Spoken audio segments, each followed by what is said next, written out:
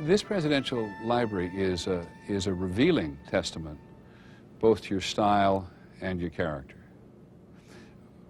What are some of the misconceptions you're trying to clarify? Well, the biggest one, I think, is kind of much bigger than me. And that is, I think politics is more and more of an attempt to turn every political race into an identity race. You know, do you identify with this candidate or that? Does he share your values? Is he on your team or on the other team? What I want to show people here is that leaders make choices, and those choices, if implemented as policies, have consequences, positive or negative. That they're people, they also make mistakes, and I made my fair share of them. But I also believe that no one could fairly come into this library and read this stuff and look at these exhibits and hear these other people talk about the work they did and the feelings they had, people around the world and people here at home, without believing that this matters a lot, that these choices matter, that we are affected in ways that are quite profound by the decisions that our leaders make.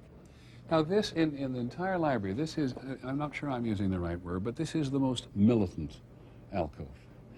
You think it is? I do.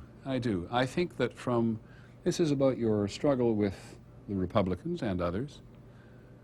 Why don't you just tell us why you did this? What I'm trying to show here is this whole long litany of things where the ideological fights, in my opinion, went too far.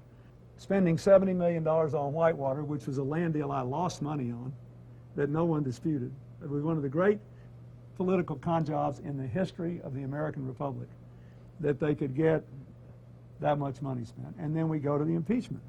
We had 800 constitutional scholars who said there was no basis for impeachment. Gingrich privately acknowledged that he shouldn't have impeached me. They did it because they wanted to put a black mark on me in history. Do you think they did put a black mark on your presidency that is indelible? No, I mean, it's there. But I think when the more time goes on, the more people will see it for exactly what it was. Doesn't mean I didn't make a terrible personal mistake, but I certainly paid for that. But what they did was legally and constitutionally wrong. And it was done for political reasons. The overwhelming majority of Republican and Democratic legal and constitutional scholars agree. And I think in history it'll all come out just fine. I've always believed that. I think things come out in the wash. But you know, people are always being written and rewritten in history. You love history, sir. Rate yourself as a president. I'm not going to do that. Because anything I say is wrong. It's a lose-lose deal. I've got, you know, my wife's in public service. I'm still trying to do things as a former president, and I have no business being a judge of my own presidency right now. But at the end of the president's term, historians did feel free to judge. 58 historians, as I think you may know, did this for C-SPAN. And they were all across the political spectrum, and they came out in general terms that you were 21st. And on public persuasion and economic management, they gave you a 5th. Pretty good. Pretty good. They gave you a 41st on moral authority. They're wrong about that. After Nixon. They're wrong about that. You know why they're wrong about it? They're wrong about it. Why, sir? Because we had $100 million spent against us and all these inspections. One person in my administration was convicted of doing something that violated his job responsibilities while we were in the White House. 29 in the Reagan-Bush years. I bet those historians didn't even know that. They have no idea what I was subject to and what a lot of people supported.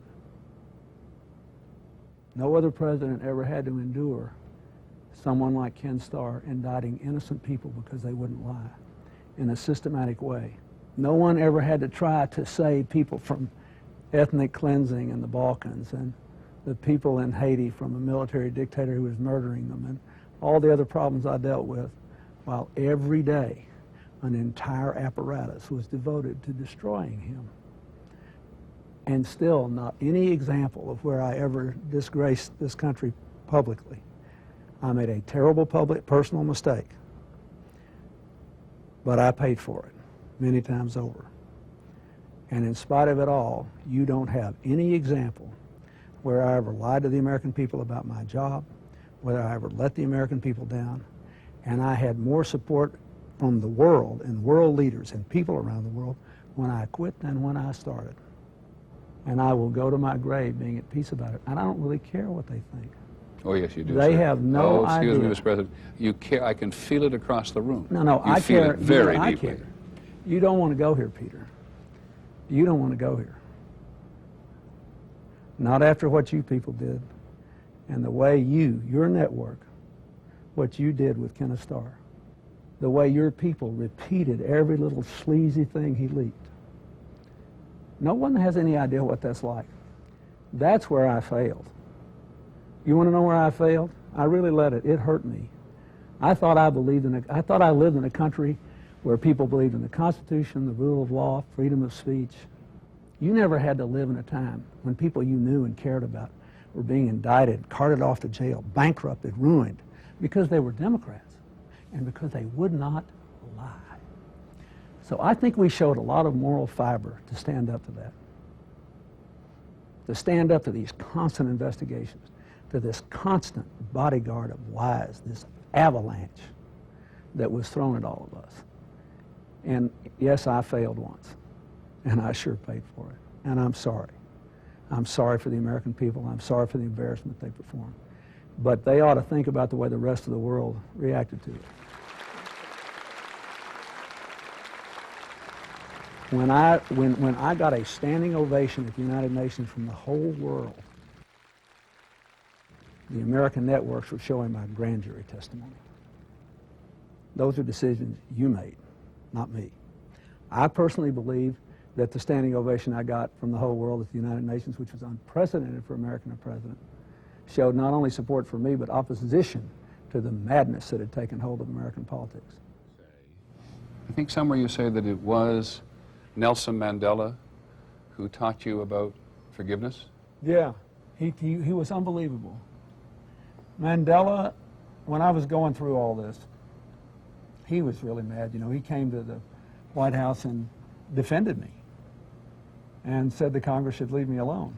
I mean, he gave a blistering defense in the White House the day before Gingrich gave him the Congressional Gold Medal. We have often said that our morality does not allow us to desert our friends.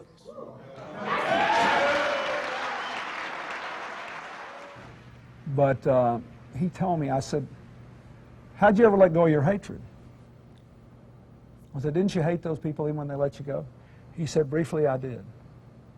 But when I was walking out of my compound for the last time, I said to myself, they've had you 27 years.